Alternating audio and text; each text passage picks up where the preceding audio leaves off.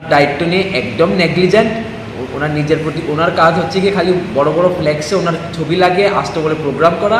Apart from that উনি কোনো কিছুতে মানে কাজের মধ্যে ঢুকতে চান না। উনি ওনার দলীয় কাজেই ব্যস্ত এবং নানাভাবে মিথ্যা প্রলোভন দিয়ে কিশোর কিশোরীদের আকৃষ্ট করতে ব্যস্ত। অ্যাপার্ট ফ্রম দ্যাট গ্রাউন্ড জিরোতে কাজ করার ওনার কোনো মানসিকতা আমরা দেখতে পাচ্ছি না শিক্ষামন্ত্রী হিসেবে।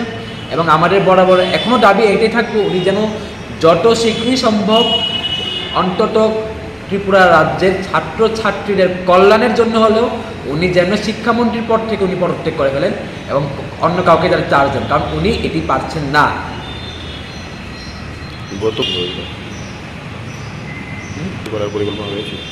দেখুন, বিজেপি প্রচুর প্রতিশ্রুতি দিয়েছে যেগুলো অ্যাকচুয়ালি ভিতর দিয়ে কোকড়া, বেসলেস প্রতিশ্রুতি। আমরা আন্দোলনে এইসব পিটি ম্যাটার্স নিয়ে মাঠে নামবো না। আমরা মাঠে নামবো বিদ্যাজ্যোতি নিয়ে, আমরা মাঠে নামবো ইউজিসি নিয়ে। এইসব পিটি ম্যাটার্স বা মিথ্যা করার জন্য আমরা মাঠে নামবো না, কারণ তারা এটা পলিটিক্যাল রাজনৈতিক ফায়দা তোলার জন্য বলে গেছে। মাঠের মধ্যে এসে যখন জেপি নাড্ডা দেখলেন যে কোনো ভালো রেসপন্স পাচ্ছেন না, তখন উনি এই প্রকল্পের কথা বলে উনি একটা মানে ফ্লো তুলতে চাইছেন, একটা রাজনৈতিক লাভ তুলতে চাইছেন।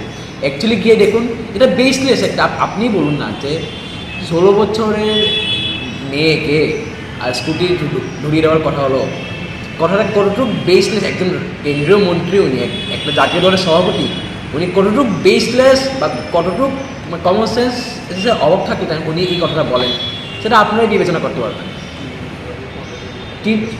3 বছর আগে বিজেপির প্রতিশ্রুতি, বিজেপির ভিশন ডকুমেন্টে আপনাদের আমার কাছে আছে এটা, সেখানেও তারা বলেছিল যে ছাত্রছাত্রীদের তারা স্কুটি দেবে, সেটাই এখনও দিতে পারেনি। আর মাধ্যমিক পরীক্ষার্থীদের মানে যারা উত্তীর্ণ হবে তারা স্কুটি দেবে, সেটা আপনারা ভাবলেন কী করে?